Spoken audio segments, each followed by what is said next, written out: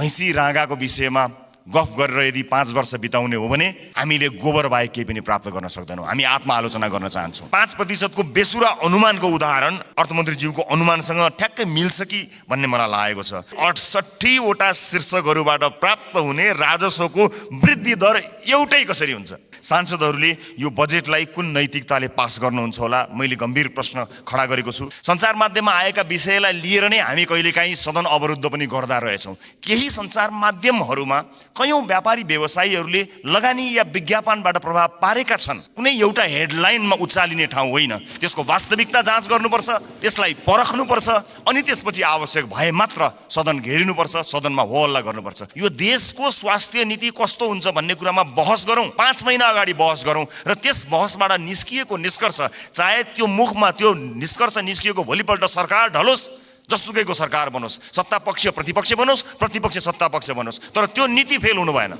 यदि नेपाली जनतालाई हामीले हृदयमा राखेका हौँ, साँच्चै नै यो देशको मुहार फेर्नका लागि यहाँ आएका हौँ भने यो काम गरौँ, होइन आफ्नो र आफ्नाका मुहार फेर्न आएको हो भने यसै गरी चलाउँ, 5 वर्ष बिताउँ, तर हामी चाहिँ अनुहार देखाउन लायकका हुने छैनौँ। देशको मुहार जस्ताको तस्तै, तर राजनीतिज्ञको मुहार कति धेरै चम्किलो भएको छ हेर्नुहोस् त। नेपाली नागरिकले नागरिकता प्राप्त गर्नुपर्छ भन्ने कुराको विरोधमा, त्यसको विपक्षमा कोही पनि नेपाली हुनै सक्दैन। तर त्यसभित्रको अन्तर्वस्तुमा पछिसम्मलाई सोचेर संवेदनशील विषयहरूमा यो सदन जहाँ नयाँ माननीयहरू र नयाँ राजनीतिक दलका रूपमा हामी पनि आएका छौँ, हामी पनि यसमा सहभागी हुन चाहन्छौँ अनि हामी पनि यो छलफलमा सहभागी हुन चाहन्छौँ, अन्तर्वस्तुमा कुराकानी गर्न चाहन्छौँ र त्यो विधेयकले छुटाएका तर महत्त्वपूर्ण विषयमा हामी योगदान दिन चाहन्छौँ र इतिहासलाई त्यो दस्तावेजमा हामी पनि सही साक्षी हौँ भनेर भन्न चाहन्छौँ। हामी पक्षमा छौँ।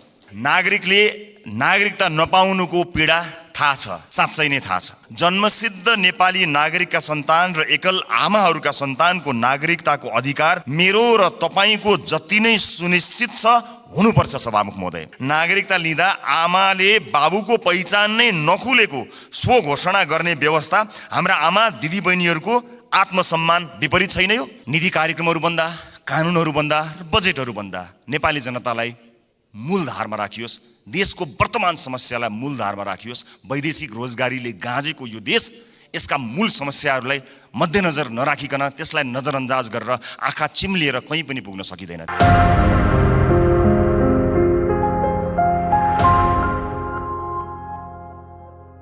सम्माननीय सभामुख महोदय, म आजको विषयवस्तुमा प्रवेश गर्नुभन्दा अगाडि केही कुरा स्पष्ट गर्न चाहन्छु। जनतामा भ्रमित हुने गरी जबरजस्ती फैलिएका प्रोपागान्डाहरूको प्रतिकार गर्न र सत्य सन्देश प्रवाह गर्नका लागि एक जिम्मेवार जनप्रतिनिधिका हैसियतले आफ्नो दृष्टिकोण जनता समक्ष पुर्याउने थलो पनि संसद भएका हुनाले म यो अनुमति चाहन्छु। सभामुख महोदय, नागरिकता विधेयकका सम्बन्धमा राष्ट्रिय स्वतन्त्र पार्टी कुनै समुदायको विरुद्ध छ भन्ने भाष्य जबरजस्ती निर्माण गरेर निमुखा नागरिकलाई गुमराहमा राख्न खोजिएको छ। त्यसो गर्नेहरूलाई म यति मात्र भन्न चाहन्छु कि राजनीतिसँग कुनै सरोकार र भोट बैंकको कुनै आवश्यकता नहुँदा पनि प्राकृतिक विपत्ति, वैदेशिक रोजगारीका समस्या र मिटर ब्याज जस्ता विषयमा आवाजविहीन मधेसी जनताको पक्षमा हामी उभिएको संसार साक्षी छ। मैले श्रेय लिन खोजेको होइन, एउटा दृष्टान्त मात्र दिन खोजेको हुँ। सम्माननीय सभामुख महोदय, मलाई नागरिकले नागरिकता नपाउनुको पीडा थाहा छ, साँच्चै नै थाहा छ। कुनै पनि नेपाली नागरिक नागरिकताबाट वञ्चित हुनु हुँदैन, त्यो उसको नैसर्गिक अधिकार हो। जन्मसिद्ध नेपाली नागरिकका सन्तान र एकल आमाहरूका सन्तानको नागरिकताको अधिकार मेरो र तपाईँको जति नै सुनिश्चित छ हुनुपर्छ। सभामुख महोदय, मात्र वैवाहिक अङ्गीकृतका विषयमा मौन रहेका हुनाले यसबारेमा छलफल चलाउन खोजिएको हो र सम्मानित सभामुख महोदय मार्फत म जानकारी गराउन चाहन्छु। एकल आमाका सन्तानले नागरिकता लिँदा आमाले बाबुको पहिचान नै नखुलेको स्व घोषणा गर्ने व्यवस्था हाम्रा आमा दिदी बहिनीहरूको आत्मसम्मान विपरीत छैन? यो यस्ता प्रश्नहरूको विषयमा पनि सोचौँ भनेको हामीले। विधेयक संसदमा आएको भए हामी छलफल गर्थ्यौँ, स्वामित्व लिन्थ्यौँ, तर जसरी जुन बाटोबाट प्रमाणीकरण भयो जम्मा विपत्ति यतिमा हो। सभामुख महोदय, र यदि सदनमा आएर छलफल हुने भएको भए त्यहाँ भएको विभेदका विषयमा पनि हामी कुराकानी गर्थ्यौँ। महिला र पुरुषलाई जुन विभेद गरिएको छ वैवाहिक अङ्गीकृतका विषयमा, त्यसमा पनि हामी हाम्रो धारणा राख्थ्यौँ र दुधको दुध पानीको पानी थाहा हुन्थ्यो कि यो सदनमा आइसकेपछि को के कुराको पक्षमा छन् या विपक्षमा छन् भन्ने कुरा थाहा हुन्थ्यो। त्यसकारणले यो गलत बाटोबाट गएका हुनाले गलत मानिसको पुतला जलाइएको छ भन्ने कुरा म सम्मानित सदन मार्फत जानकारी गराउन चाहन्छु। र अर्को महत्त्वपूर्ण कुरा सम्मानित सभामुख मार्फत भन्न चाहन्छु कि हामीले पार्लियामेन्टको डिग्निटी राख्नलाई कहीँ कतै चुकिरहेका त छैनौँ, यसबारेमा पनि अलिकति ध्यान आकर्षण गराउन चाहन्छु सभामुख महोदय। जस्ता जस्ता विषयहरूमा हामीले छलफल गऱ्यौँ, हामी नयाँ राजनीतिक दलका हिसाबमा, चाहे ती हाम्रा पक्षबाट आएका हुन् या अन्य राजनीतिक दलबाट आएका विषयहरू हुन्, हामी काहीँ न काहीँ लज्जित भएका छौँ। यो सदन भैँसी राँगाको विषयमा गफ गरेर यदि 5 वर्ष बिताउने हो भने हामीले गोबर बाहेक केही पनि प्राप्त गर्न सक्दैनौँ। हामी आत्मआलोचना गर्न चाहन्छौँ। हाम्रा दलबाट पनि भएका कमी कमजोरीलाई आत्मआलोचना गर्न चाहन्छौँ र नयाँ राजनीतिक दलका रूपमा हामी एउटा नयाँ अभ्यास लिएर आएका छौँ। हामीले आज बजेटमा कुराकानी गरिरहँदा, राष्ट्रका महत्त्वपूर्ण मुद्दामा कुराकानी गरिरहँदा आम सर्वसाधारणमा संसदबाट गएको सन्देश राम्रो सन्देश गएको छैन। म आफ्नो भागको ब्लेम, आफ्नो भागमा परेको जुन दुःख छ त्यो आफू जिम्मेवार हुन चाहन्छु र आफ्नो राजनीतिक दलका तर्फबाट गत केही दिनहरूमा भएका बहसहरू अलिकति अमर्यादित भएकोमा क्षमा याचना पनि गर्न चाहन्छु।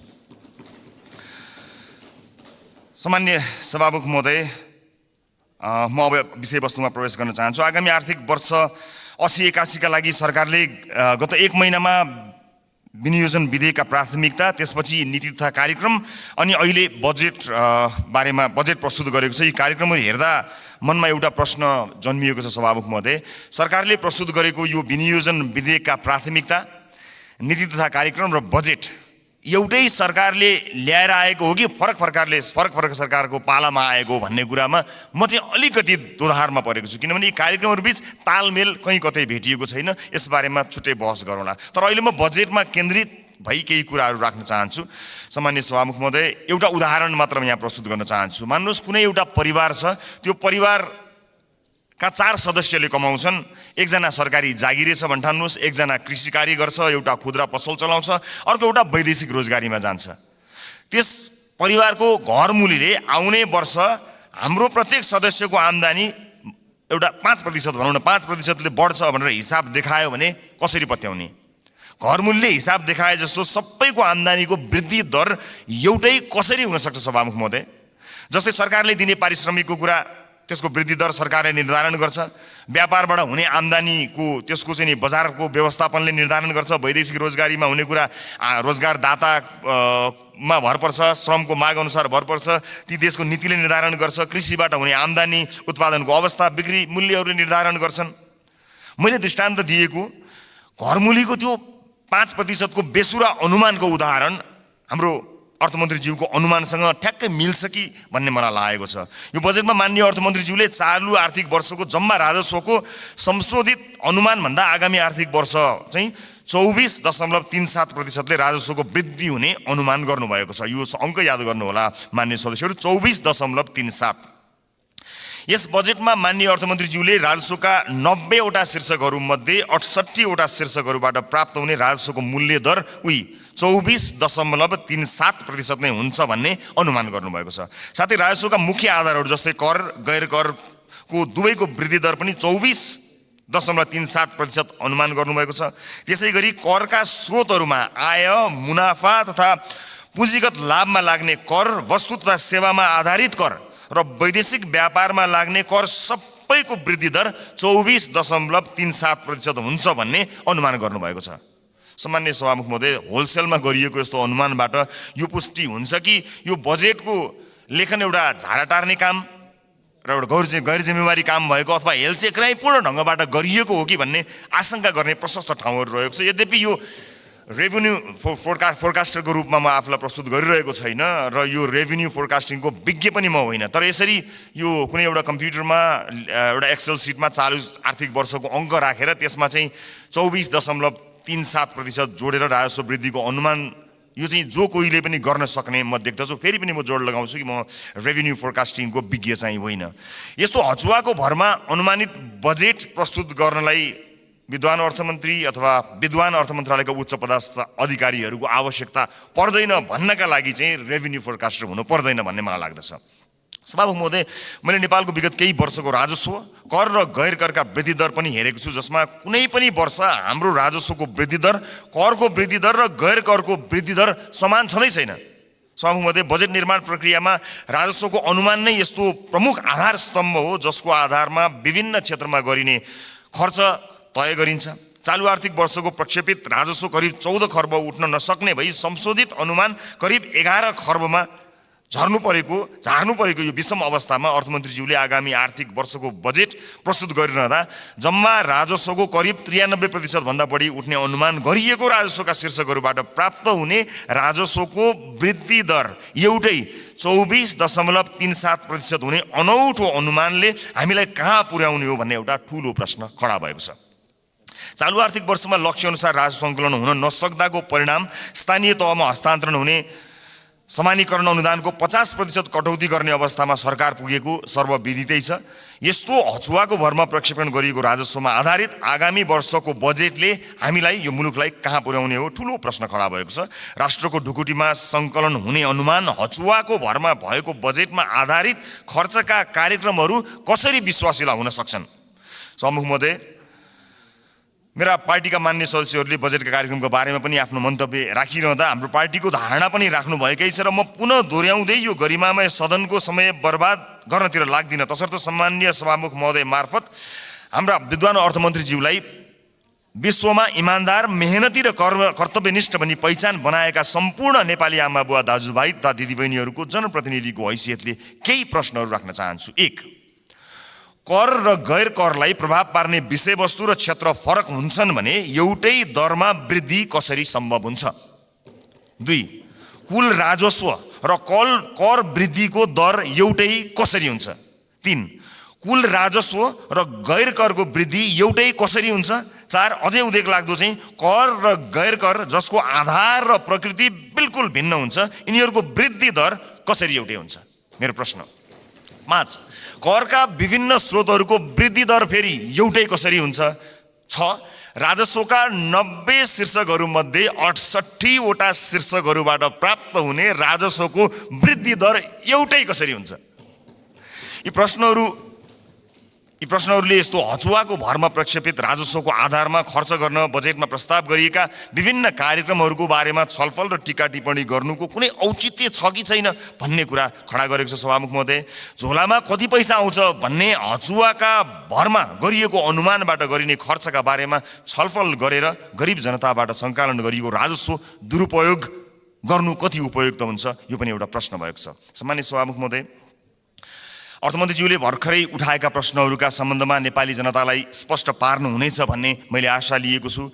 यदि यसको स्पष्ट र विश्वास लाग्दो आधार नेपाली जनता सामु आएन भने सत्ता पक्षका माननीय सांसदहरूले यो बजेटलाई कुन नैतिकताले पास गर्नुहुन्छ होला, मैले गम्भीर प्रश्न खडा गरेको छु। सम्मानित सभामुख महोदय, राष्ट्रिय स्वतन्त्र पार्टी यो सदनमा उपस्थित भइसकेको छ। विगतमा जे भए पनि अब त्यसरी नचलोस्। माननीय अर्थमन्त्रीज्यूले मैले उठाएका प्रश्नहरूको विश्वासिलो आधारसहितको भरपर्दो जवाब दिनु सक्नु भएन भने मलाई आशा छ उहाँ राजस्व अनुमानमा संशोधित प्रस्ताव लिएर आउनुहुनेछ। हामी सृजनात्मक र रचनात्मक प्रतिपक्षको भूमिका निर्वाह गर्दै उहाँको संशोधित बजेटलाई पारित गराउन फेरि अग्रणी भूमिका निर्वाह गर्नेछौँ। सभामुख महोदय, सचेत नेपाली जनताहरूले हेरिरहेका छन्। बहुमतको आधारमा यस्तो हचुवाको भरमा अनुमान गरिएको राजस्वमा आधारित बजेटलाई पास गरेर अघि जाने हो भने यसको जिम्मेवारी पास गर्नुहुने सम्पूर्ण माननीयज्यूहरूले लिनुपर्नेछ। गल्ती हुन सक्छन्, त्यसलाई सच्याएर अघि बढ्नु इमान्दारिता र महानता हो। भएको गल्तीलाई सच्याउन सत्तापक्ष र प्रतिपक्ष नभई हामी कुनै अर्को पक्ष भइराख्नु पर्ने छैन, एकै ठाउँमा उभिन सकिन्छ। यो राष्ट्रले जित्ने कुरा भएको हुनाले परम्पराको नाममा बहुमतले पेलेर जाने मनस्थिति बनाइयो भने त्यसको परिणाम अवश्य पनि यो देशले भोग्नुपर्ने छ, सत्ता पक्ष या विपक्षले भोग्नुपर्ने छैन। त्यसैले मान्य सदस्यहरूले तथ्यमा आधारित भएर आफ्ना विवेक प्रयोग गर्नुहुनेछ भन्ने कुरामा मैले आशा राखेको छु र एउटा आशंका उब्जिएको छ। म सभामुख मार्फत माननीय अर्थमन्त्रीज्यूलाई सोध्न चाहन्छु, स्पष्ट पारिदिनु होला कि यसपटकको विकास बजेट डडेलधुरामा कति पार्नु भएको छ, नुवाकोटमा कति पार्नु भएको छ, गोर्खामा कति पार्नु भएको छ? एउटा गम्भीर प्रश्न खडा भएको छ। सुनिए अनुसार र केही डाटाहरू सार्वजनिक भए भन्दा अगाडै यसको तथ्य जाँच गर्नु अगाडिको आशंकाको प्रश्न हो मेरो। लगभग 40 देखि 50% विकास बजेट डडेलधुरा, नुवाकोट र गोर्खाका लागि छुट्याइएको जानकारी आएको छ। हामी अरूबाट सुन्न चाहदैनौँ, सञ्चार माध्यमका हेडलाइनको तथ्य जाँच हामी गर्दै गरौँला। तर म माननीय अर्थमन्त्रीज्यूबाट यसको जवाफ चाहन्छु, बताइदिनु होला डडेलधुरा, नुवाकोट र गोर्खामा कति बजेट छुट्याइएको छ, अनि मधेसलाई बजेटमा गरिएको विभेदका बारेमा कतिको जानकार हुनुहुन्छ, एकपटक बताइदिनु होला। सम्मानित सदनमा स्क्रिनहरूमा हामी बोलेको आवाज राखिएको छ। हामीले बजेटमा कुराकानी गरिरहँदा यो देशको भविष्य निर्माण गर्छौँ भनेर हामीले ब्यालेटको बाटो हुँदै यही सदन छिरेर परिवर्तन गरेरै छाड्छौँ भनेर प्रतिबद्धता गरेर आइरहँदा सदनमा भइरहने बहसहरूले यतिखेर सरकारी अस्पतालहरूमा भएको अवस्था हामीले सम्बोधन गर्न सकेका छौँ। म त भन्छु सम्मानित सभामुख महोदय, यो सदनमा 5 वर्षसम्म आजबाटै देशका 7वटा प्रदेशका सरकारी अस्पतालको लाइभ सीसीटीभी फुटेज एकातिरको भित्तामा राखौँ। देशका अझ विशेष गरेर मधेसका सामुदायिक विद्यालयका सीसीटीभी फुटेजको लाइभ फुटेज दाहिनेतिर भित्तामा राखौँ। अनि बिचमा एउटा स्क्रिनको व्यवस्था गरौँ सभामुख महोदय, जहाँ करिब प्रत्येक दिन 5-6 हजारका दरले यो देशमा भविष्य छैन भनेर यो देशबाट निस्किएर गएका त्रिभुवन अन्तर्राष्ट्रिय विमानस्थलमा लाइनबद्ध भएका नेपाली नागरिकको तस्बिर, त्यसको लाइभ फुटेज राखौँ र 5 वर्षपछि हामी हेरौँ बिफोर र आफ्टर भनेर। हामी संसद छिर्नु अगाडि ती विद्यालय कस्ता थिए, हामीले 5 वर्ष यो सदनमा बहस गरेर ती विद्यालयलाई कस्ता बनायौँ, ती अस्पतालहरू विशेष गरेर बालबालिकाको हुने ती नजिकैको कान्ति बाल अस्पताल गए पनि हुन्छ, संसदपछि सबैजना जाउँ। त्यो अस्पताललाई हामीले 5 वर्ष यो सदनमा विभिन्न कोही कसैले असाध्यै नरम बनेर असाध्यै असल ज्ञानी प्राणी बनेर, कसैले हामी जस्ता चर्का आवाजमा बोलेर, जसले जसरी बोले ता भए पनि हामीले गरेको नीति निर्माणले 5 वर्ष अघि र 5 वर्ष पछाडि के फरक पर्यो भन्ने कुरा यो स्क्रिनमा राखौँ र त्यसपछि 5 वर्षपछि आउने सदनलाई त्यो स्क्रिनको अर्को दृश्य हस्तान्तरण गर्ने प्रतिबद्धता व्यक्त गरौँ। यदि यसरी गर्न सक्दैनौँ भने र यसरी रागा भैँसीका भरमा बहसहरू चलाएर अगाडि बढ्ने हो भने नेपाली जनतामा निराशा छाउँछ। सभामुख महोदय, म गम्भीर ध्यान आकर्षण गर्न चाहन्छु। यो सँगसँगै म अर्को एउटा ध्यान आकर्षण पनि गराउन चाहन्छु। हामीले बनाउने कानुनहरूका आधारमा र अझ विशेष गरेर हामीले छुट्याएको प्राथमिकताहरूका आधारमा जनजीविकामा प्रभाव पर्नुपर्ने हुन्छ, हाम्रो जीवनमा प्रभाव पार्ने होइन। तपाईँ हाम्रो जीवनमा आज यो सम्मानित सदनभित्र आएका हामीहरू नेपाली नागरिकलाई केही भनेर यहाँ आएका छौँ, तर आज सम्बन्धित मन्त्रीका जिल्लाहरूमा अलिकति पहुँच भएका सांसदहरूका जिल्लाहरूमा जसरी बजेट बाँडफाँड गर्ने कार्य भएको छ, के तपाईँलाई लाग्छ यसपछि फेरि पनि जनताका माझमा हात जोडेर भोट माग्न जाँदाखेरि हामीले यही 5 वर्षका गतिविधि र यिनै बजेटहरू यिनैका आधारमा नेपाली जनताले हामीलाई पत्याएर भोट दिनेछन्? दिने छैनन्। यदि नेपाली जनताले विवेक प्रयोग गरे भने दिने छैनन्। र जुन किसिमको बहस सम्मानित सदनमा केही दिन अगाडि भयो, त्यो बहस यदि निरन्तरता हुने हो भने सम्मान्य सभामुख महोदय मार्फत भन्न चाहन्छु, म चाहिँ नेपाली जनतालाई अनुहार देखाउने हैसियतको रहने छैन। त्यसकारणले यो सदनमा हुने बहस अत्यन्त महत्त्वपूर्ण बनोस्, यहाँ हुने सरसल्लाहहरू महत्त्वपूर्ण बनुन् भन्ने कुराको ध्यान आकर्षण गर्न चाहन्छु र आफ्ना दलका तर्फबाट म यसको प्रतिबद्धता पनि व्यक्त गर्न चाहन्छु। सञ्चार माध्यममा आएका विषयलाई लिएर नै हामी कहिलेकाहीँ सदन अवरुद्ध पनि गर्दा रहेछौँ, त्यसको फ्याक्ट चेक गर्नु पनि महत्त्वपूर्ण हुने रहेछ। मैले निर्ममतापूर्वक भन्नै पर्छ, केही, सबै होइनन्, केही सञ्चार माध्यमहरूमा कयौँ व्यापारी व्यवसायीहरूले लगानी या विज्ञापनबाट प्रभाव पारेका छन्। यो सत्य हो। बोल्न धेरैजना किन डराउनुहुन्छ भने ती सञ्चार माध्यमहरूले गलत लेखिदिँदा आफ्नो छवि बिग्रन्छ भन्ने डरले कयौँ मान्यहरू बोल्नुहुन्न, तर त्यसो भन्न मिल्दैन। त्यसैमा आएको समाचारले संसदमा हङ्गामा मचाइरहँदाखेरि त्यो जसले समाचारलाई प्रभावित पार्न खोज्यो कुनै व्यापारी, उसले कति रमाइलो मान्दो हो। यो सदन कुनै एउटा हेडलाइनमा उचालिने ठाउँ होइन, त्यसको वास्तविकता जाँच गर्नुपर्छ, त्यसलाई परख्नुपर्छ अनि त्यसपछि आवश्यक भए मात्र सदन घेरिनुपर्छ, सदनमा हो हल्ला गर्नुपर्छ। यो मैले आफैलाई बढी प्राथमिकता दिएर भनेको, मैले कुनै दललाई भनेको होइन। हाम्रो दल पनि यसमा सहभागी छ। त्यसकारणले हामी केही नयाँ गरौँ भनेर आएका दलहरू हामी पुरानै शैलीमा गयौँ र हामी पनि त्यही रोगमा लाग्यौँ भने मैले अघि भने जस्तै हामीले प्राप्त गर्ने भनेको यी गाई र भैँसीका अथवा भैँसी र रागोका कुराकानी गऱ्यौँ भने अन्त्यमा हामीले प्राप्त गर्ने भनेको त्यो गोबर बाहेक केही पनि होइन। मैले सम्मानित सदनलाई यो कुरा जानकारी गराउनै पर्नेछ। सम्मानित सभामुख महोदय, यस सदनमा हामीले नेपाली जनताका लागि नीतिहरू बनाइरहँदा र विशेष गरेर बजेटमा प्राथमिकताहरू छुट्याइरहँदा हामीले छुट्याएको प्राथमिकताले आम नागरिकको जीवनलाई छुन सकेनछ भने, आम नागरिकको दैनिकीलाई प्रभाव पार्न सकेन भने हाम्रो लागि त्यो दुर्भाग्यको विषय हुन्छ।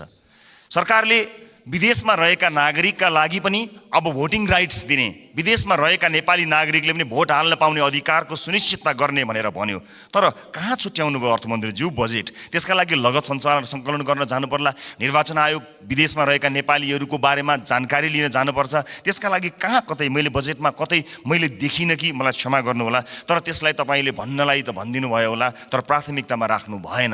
हामी फेरि पनि भन्न चाहन्छौँ, यो देशमा भविष्य नदेखेर विभिन्न कुरीतिका कारणले, हामीले भोग्नु परेका व्यथितिका कारणले मुलुकमै केही गरी खाउँ भन्ने अवसर नपाएर बाध्य भएर विदेश बसेका नेपालीहरूले आफ्नो देशको भविष्य छान्न पाउनुपर्छ, भोट हाल्न पाउनुपर्छ।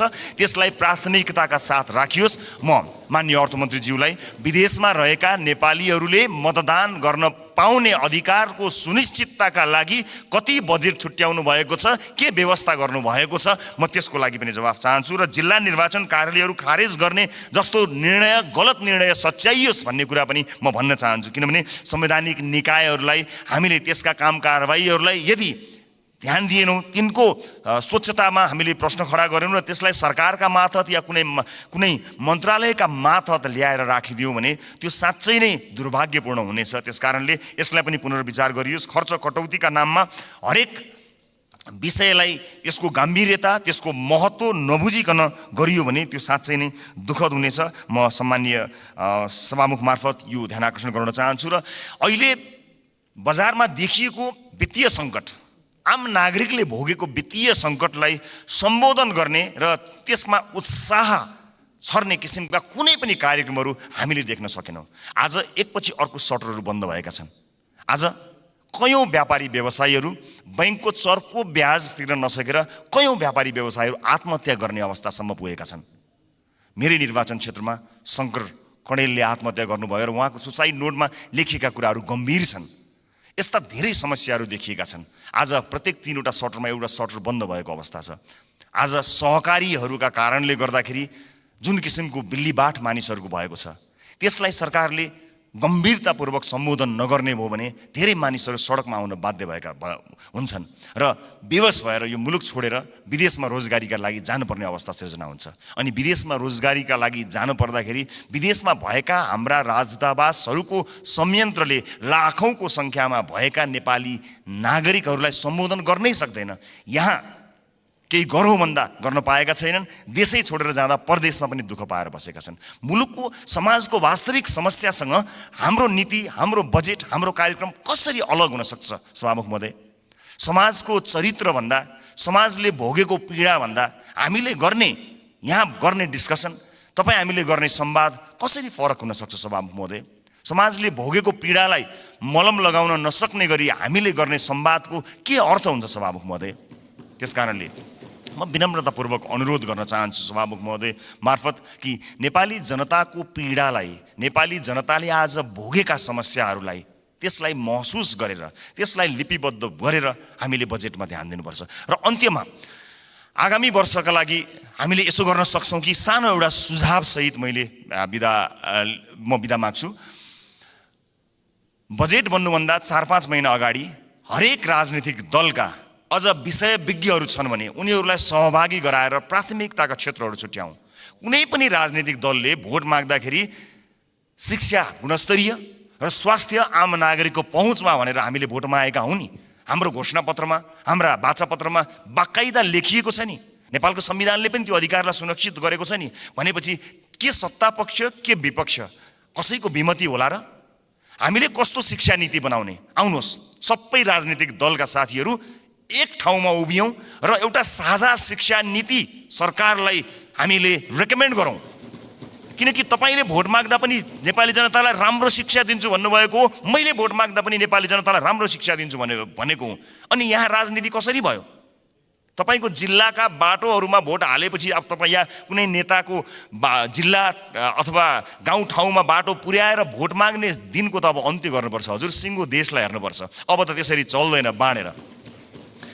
यो नागरिकको स्वास्थ्यका लागि आवश्यक पर्ने हेल्थ केयर बिल कस्तो हुनुपर्छ? सबै राजनीतिक दलका 101 छानेर एक ठाउँमा बसौँ बजेट बन्नुभन्दा करिब 4-5 महिना अगाडि, र हामी साझा अवधारणा बनाऊ र त्यसमा एउटा कमन कमिटमेन्ट गरौँ। त्यसलाई सरकारको शिक्षा नीति बनाऊ। कोही विपक्षमा हुने छैनन् किनकि सबैको अपनत्व हुनेछ। त्यसै गरी स्वास्थ्यका विषयमा कुराकानी गरौँ, अफोर्डेबल हेल्थ केयरका बारेमा हामी कुराकानी गरौँ र सबै दलका माननीयहरू अझ विषय विज्ञहरूलाई राखेर र आवश्यक परे नागरिक समाजबाट पनि विषयमा विज्ञता हासिल गरेका मानिसहरूलाई ल्याएर यो देशको स्वास्थ्य नीति कस्तो हुन्छ भन्ने कुरामा बहस गरौँ।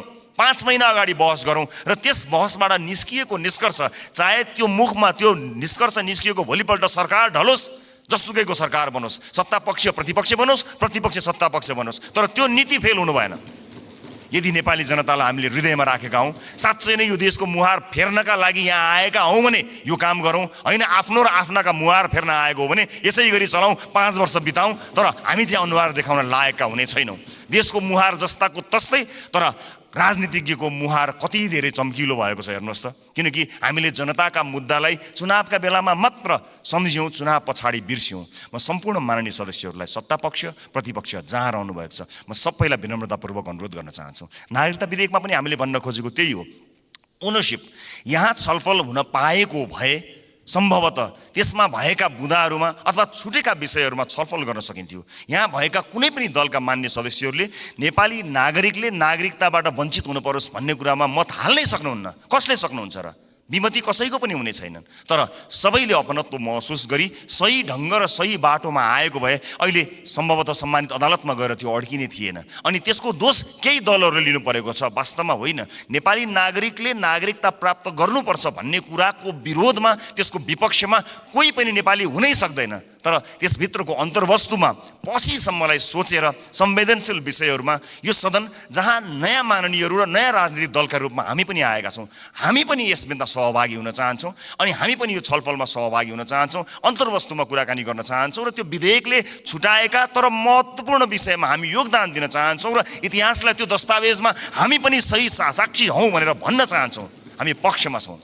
हामी जन्मसिद्ध नेपाली नागरिकहरूले नागरिकता पाउनुपर्छ भन्ने कुराको पक्षमा छौँ। हामी सम्पूर्ण योग्य नेपाली नागरिकहरूले नागरिकता पाउनुपर्छ भन्ने कुराको पक्षमा छौँ। हामी त्यो बहसमा सहभागी हुन चाहन्छौँ र पछिसम्म यो मुलुकलाई हित हुने विषयमा सहभागी मात्र हुन चाहन्छौँ। सम्मानित सदनमा आज मैले यति कुराहरू राखेँ। मलाई विश्वास छ हामीले गरेका बहसहरू केवल बहसका लागि होइनन्। हामीले भनेका यी शब्दहरू, हामीले प्रकट गरेका हाम्रा धारणाहरू केवल यतिकै एउटा धारणा राख्नलाई गरिएका विषयवस्तु होइनन्।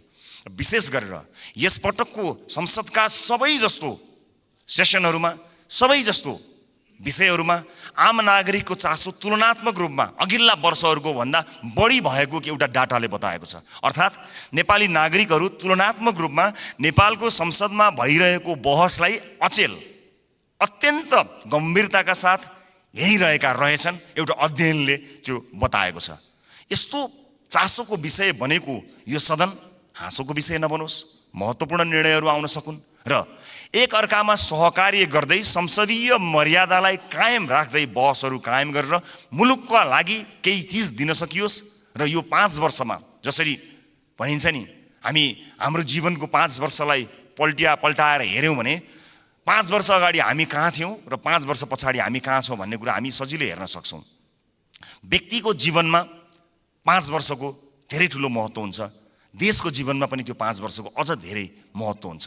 त्यसकारणले हामी यो सदनको जब अन्तिम दिनमा यहाँ बोल्नेछौँ, अघि मैले भने जस्तै हामीले विशेष गरेर देशको टड्कारो समस्यामा रहेका नागरिकको स्वास्थ्यमा यो 5 वर्ष सदनभित्र आएर हामीले के गर्यौँ त्यो भन्न पाइयोस्। त्यसपछि निर्वाचित हुने मान्यज्यूहरूलाई बुझाउन पाइयोस् हामीले यो देशका लागि यति गर्न सक्यौँ बाँकी तपाईँको जिम्मा भन्न सकियोस्। अघिल्लो सदनले हामीलाई के बुझायो? आज अघिल्लो सदनले बुझाएका कयौँ भ्रष्टाचारका काण्डहरू काँधमा बोकेर हामी हिँड्नु परेको छ।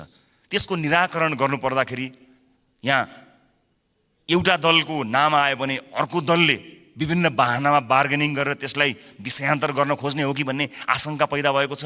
एउटा विषय उठ्छ, त्यसपछि त्यो विषय सेलाउँछ, अर्को विषय उठ्छ। कता कता आशंका पैदा भएको छ। मैले भनेको थिएँ कि कहीँ पुराना राजनीतिक दलहरू एक अर्काको पोल खुल्ला भनेर आत्तिएका त छैनन्, विषयान्तर गर्न लागिरहेका त छैनन्। हामीलाई डर भएको छ। नेपाली जनताले नयाँ म्यान्डेट दिएर पठाएको राजनीतिक दलका रूपमा हामी पुराना माननीयज्यूहरूबाट सिक्न चाहन्छौँ, बुझ्न चाहन्छौँ। तपाईँको राजनीतिक लडाइँ र तपाईँको राजनीतिक इतिहासको मानमर्दन गर्ने हाम्रो ध्येय कहीँ पनि छैन। कुन सङ्घर्षले तपाईँले आज यो दिन ल्याउनु भएको छ? हामी त सजिलै राजनीतिमा आयौँ। साँच्चै भन्नुपर्दा हामीलाई राजनीतिमा त्यो सङ्घर्ष गर्नु परेन। तपाईँहरू त राज्यले लखेटेको, राज्यले मार्छु भनेको, भूमिगत बस्नु परेको, जेल जीवन बिताउनु भएको त्यति ठुलो सङ्घर्ष गरेर तपाईँहरूले यहाँ ल्याउनु भएको छ। हामीलाई गर्व छ तपाईँहरूप्रति। तर गर्व गर्न लायक, तपाईँको इतिहासमा गर्व गर्न लायक वर्तमान भइदियोस् भन्ने मात्र हाम्रो चाहना हो। एकअर्काप्रतिको वैमनस्यता, एकअर्काप्रतिको तिक्तता, सम्मानित सदनमा तपाईँहरू उखिरहँदा हामी के हेर्ने, मुस्कुराउने कि ताली पड्काउने कि ढ्याप गर्ने कि मुख छोप्ने, त्यस्तो अवस्था हामीलाई सिर्जना नगरिदिनु होला। किनकि नेपालको राजनीतिमा तपाईँले दिनुभएको योगदानको हामी कदर गर्न चाहन्छौँ। हामी त्यो पुस्ता बन्न चाहन्छौँ जो अघिल्लो पुस्ताले गरेको राजनीतिक योगदानको उच्च मूल्याङ्कन गर्न सकोस्।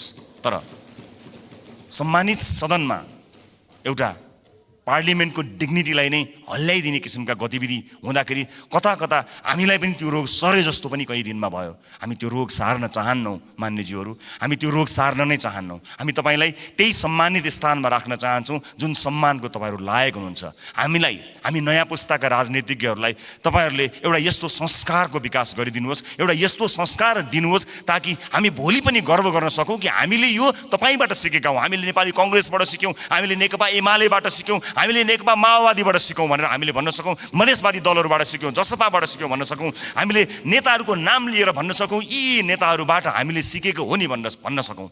तर हामीले, माफ गर्नु होला, म क्षमा चाहन्छु, पछिल्ला केही गतिविधिहरूलाई हेर्दा हामीले चाहिँ उल्टो कुरा सिक्छौँ कि हामीलाई पो त्यो रोग सर्छ कि भन्ने डर पैदा भएको छ। म सभामुख मार्फत सम्मानित सदनलाई यति भन्न चाहन्छु कि नीति कार्यक्रमहरू बन्दा, कानुनहरू बन्दा र बजेटहरू बन्दा नेपाली जनतालाई मूलधारमा राखियोस्, देशको वर्तमान समस्यालाई मूलधारमा राखियोस्। वैदेशिक रोजगारीले गाँजेको यो देश यसका मूल समस्याहरूलाई मध्यनजर नराखिकन त्यसलाई नजरअन्दाज गरेर आँखा चिम्लिएर कहीँ पनि पुग्न सकिँदैन। त्यसकारणले नागरिकको स्वास्थ्य, नागरिकको शिक्षा र सामाजिक न्यायका पक्षमा उभिन सक्ने बनोस् बजेट, यही भन्न चाहन्छु। र म जाँदै सभामुख महोदय, मैले अघि एउटै दर रेट भएको यो डकुमेन्ट म शीर्ष नेताहरूलाई म उपलब्ध गराउन चाहन्छु। यसले देखाउनेछ 24.37% जुन मैले डाटा प्रस्तुत गरेँ त्यो म अझ स्पष्ट हुने गरी एक-एकवटा प्रमुख राजनीतिक दल र अर्थमन्त्रीज्यूलाई जाँदै हस्तान्तरण गर्नेछु। हस्, धन्यवाद, नमस्कार।